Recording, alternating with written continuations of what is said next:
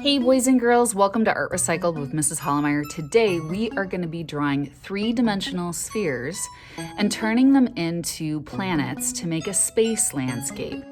Now, to do this, you have to understand how color works, so we're going to be using the color wheel with certain color groupings, and you also have to understand how value works. Value is the difference between a light color and a dark color. When you look at value, I tend to show the kids a value scale. A value scale starts at 1. It goes up to a certain number, maybe 7 or a 10. The higher the number, the darker the color gets. The lower the number, the lighter the color gets. Well, if you apply a value scale to something like a sphere, where the light is blocked and you have a shadow, you want a really dark shadow. And then when the light hits the sphere, you want it to be very light. So you would be maybe a 1 or a 2 on the value scale, where the shadow side would be your highest number, maybe a 10 or a 9, something of that sort. So when I apply color to a value scale, we have to know how colors work. So for example, if I have an orange planet, the shadow would be an orangey red, and the highlight, the light side, would be an orangey yellow. So today we're going to start with a pencil, and you want different objects that are circles. We're going to be using chalks, and chalks aren't necessarily a small object. They don't really have a really fine small tip. So I'm making sure that my circles aren't too small. I typically tell kids to draw about 5 of these because, your first sphere may not be the best as you're learning a lot of things. You're learning how to control the chalk, and you're learning how to use value and what colors to mix and things like that. So I always tell my kids, hey, if you get 1 or 2 that don't look great, you don't have to use that in your project. You can use the ones that you kind of feel better about, that kind of worked for you. So here we go. After I've drawn about 5 of these, now I'm going to get started. And using what I know about color, let's say I want an orange planet, and I kind of make a chart for the kids where I take the color wheel and I put the colors into specific groupings, and I say that the color that's in the black rectangle is the color you want the planet, and I call it the middle color. So if we're looking at orange right now, you can see the orange chalk is in the black rectangle. So that's my middle color. You're going to take whatever color you want your planet to be, whether it's orange, light blue, dark blue, whatever. That's your middle tone. You're going to take it, you're going to outline the sphere with that color, and then you're going to lay the chalk on its side, and you're going to fill in the sphere. Now, part of learning how to use chalks is learning how to control the dust, because there's a lot of dust that comes out when you use chalk pastels, and sometimes it blows all over and then it gets all smeary, and then it's just hard to control and it doesn't kind of look the way you want. So I always tell kids, after I spread on the chalk, I always say, pick up your project and dump the dust on the floor. Don't blow it across the table, because if you do that, then what's going to happen is it's probably going to go on somebody else's project, and they're probably not going to like that. So I dump my dust, put my project back down. So now what I'm looking at is the shadow color for orange. Now, if I look at the color wheel or the chart that I showed you before, I'm seeing that the shadow is red. So I'm going to imagine where my light is coming from. I typically tell kids to draw a little light bulb like this. And now I'm going to take my red chalk, and on the opposite side of the light bulb, where the shadow would be, I'm going to draw a crescent moon shape over the orange. So sort of like this, and I'm kind of pressing a little bit hard with that red just because I want it to be really dark. Remember, to get it to look 3D, you need the dark side of the sphere to be really dark and the lighter side to be really light. Now, I know that doesn't look right now. We're going to smear the chalk in a minute, and it will look more like how it's supposed to. So now when I do smear the chalk, I'm going to take one finger and I only touch where the dark part of the chalk meets the middle color. I don't ever touch the opposite side. So I'm going to take this dark red and pull it just a little bit where the two meet into the middle of the sphere right there. So now I have a nice dark edge down here that I never touched. I want that to stay really dark.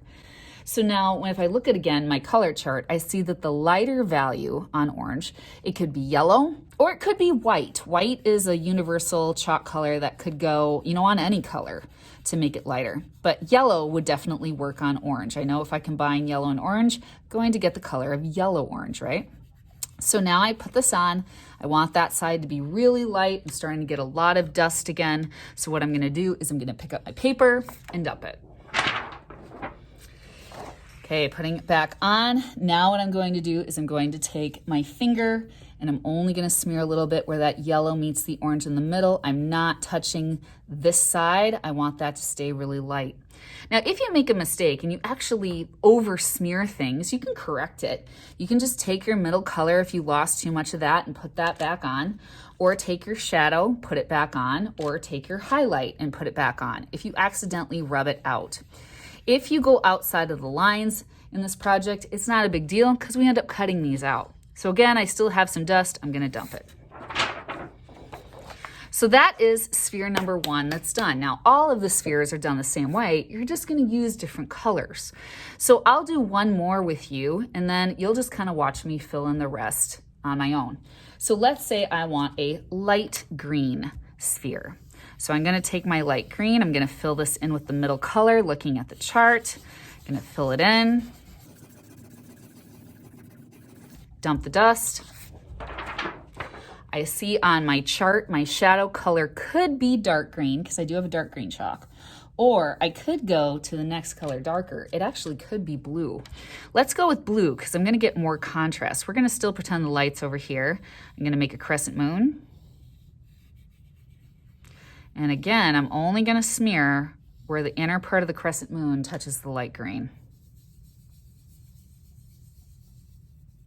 I want that edge to be really dark. So now on the opposite side, I could go yellow or I could go white. I'm gonna go yellow. Get a really nice light yellow edge there.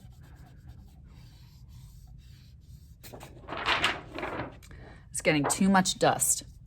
So now what I'm going to do is I'm going to take my finger and only smear where that yellow and light green meet in the middle there. And that's basically the formula for all of these. So I'm gonna fill the rest of these in and then I'm gonna show you how to turn them into more realistic looking planets if you want. All right, there we go. So now you can tell all of my spheres are filled in. You can tell I did a red sphere with a purple shadow and a yellow highlight, and a light blue sphere with a dark blue shadow and a yellow highlight.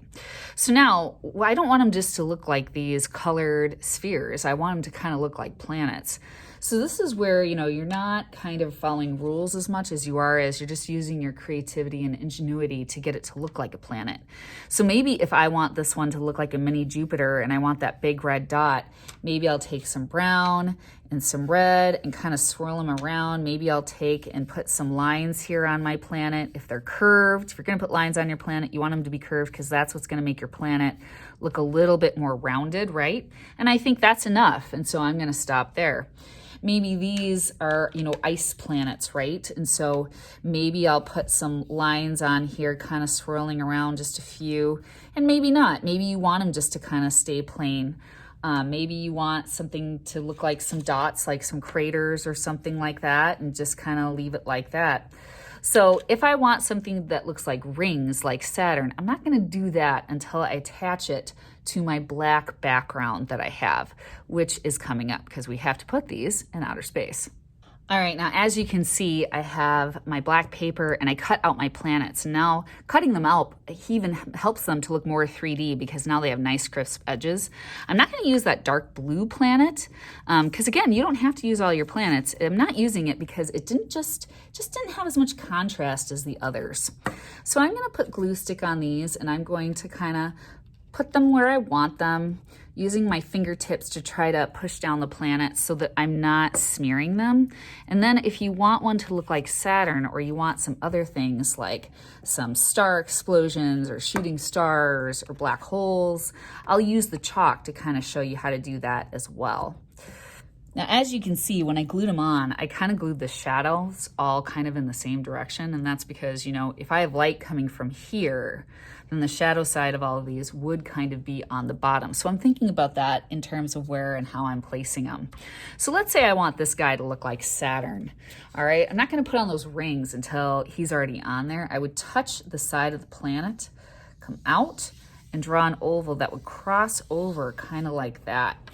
And I'm gonna use multiple colors, not just one. So maybe I would add some purple, maybe I'd add some dark blue, But you see, you kind of have to do this after it's glued onto the black paper to get those rings to kind of look right. Now let's say I want a black hole.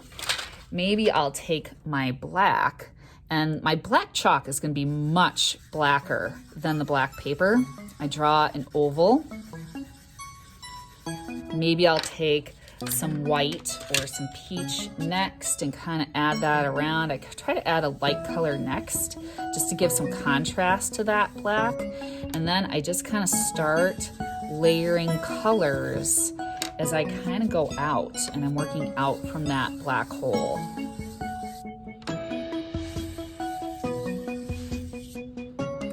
Okay, and that kind of adds a nice effect too. I kind of try to end with a light color as well.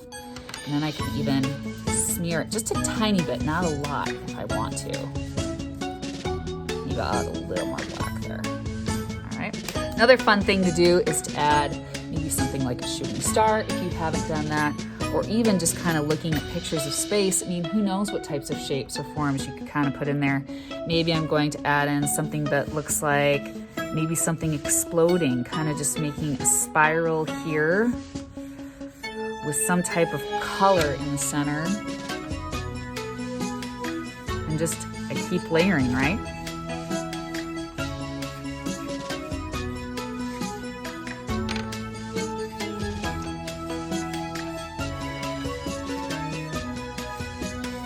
Or maybe I'll take my finger and I'll just pull once out and I'll just kind of smear those a tiny bit. If I smear it out too much, maybe I'll add some color back in the center.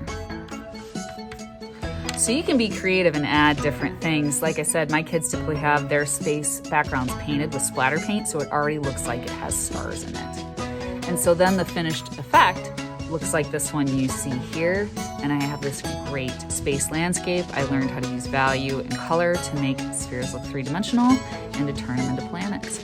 So I hope you like this lesson on Art Recycled, and I'll see you next time. Bye.